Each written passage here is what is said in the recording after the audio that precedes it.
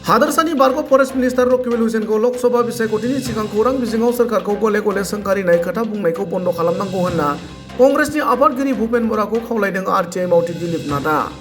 रकिबुल हुसैना आसामनि forest minister जानाय समाव आसामनि थसे गङारि गान्दा बुथारनाया मुलुगदांखा जादोंमोन होनना आरटिआइ मावथि दिलीप नाथआ अजद लाबोनानै बिथांनि मोखांखौ नुयोब्ला आसामनि रायजोफोरा गियो होनना बुङो। आरो रकिबुल हुसैननि समाव आसामनि मुंदांखा थसे गङारि गान्दा बुथारनाय जाथाया फारियै 2012 मायथाइयाव मा 11, 2013 मायथाइयाव मा 27, 2014 मायथाइयाव मा 28, 2015 मायथाइयाव मा 17, 2016 मायथाइयाव मा 18, 2017 मायथाइयाव मा 6, 2018 मायथाइयाव मा 7, 2019 मायथाइयाव मा 3, 2020 मायथाइयाव मा 2, 2021 मायथाइयाव मा 2 आरो 2022 मायथाइनिफ्राय दिनैसिम मासेबो गान्दाखौ सिखाव सिखारिफोरा बुथारनो हायाखै होनना खौरांगिरिनि सिगाङाव ओरैबायदि फोरमायो। मैं विरोधी दलर सभापति माननीय भूपेन बरादेवक मैं अनुरोध करिम जे आपनालोके निर्वाचনৰ আগত आपनालोকৰ दलरे प्राक्तन বনমন্ত্ৰী ৰকিবুল হুছেইন ডাঙৰীয়াক টিভি মাধ্যমত বৰ বেছি আহিব নিদিব। এই কাৰণে মই কৈছোঁ যে আসলতে ৰকিবুল হুছেইন ডাঙৰীয়া টিভি মাধ্যমত ওলাই আহিলে অসমৰ সৰহসংখ্যক লোকে ভয় কৰে যে তেওঁৰ কাৰ্যকালত অসমৰ স্বাভিমান যি গড় হত্যা হৈছিল সেই কথাটো আকৌ পুনৰ মনত আহি যায়।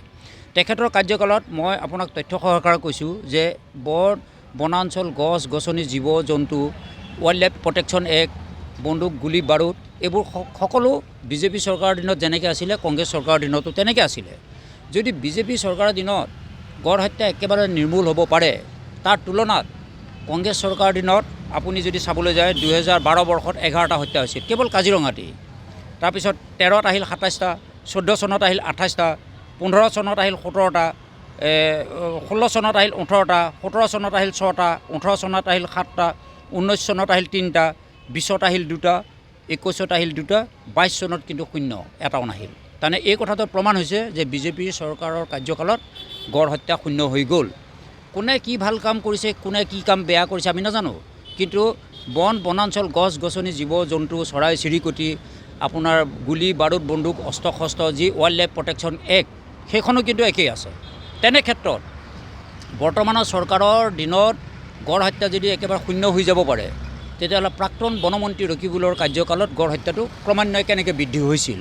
গতিকে আমাৰ সন্দেহ হয়, আমি অনুৰোধ কৰিম যে নিৰ্বাচনৰ আগত আপোনালোকে যদি পাৰে খুব কম মানে টিভি মাধ্যমত ৰকিবুল হুছেইনক আনিবলৈ চেষ্টা কৰক, নহ'লে অসমৰ মানুহে কিন্তু তেখেত ওলাই আহিলে আকৌ ভয় কৰে যে গড় হত্যা আকৌ হ'ব নেকি।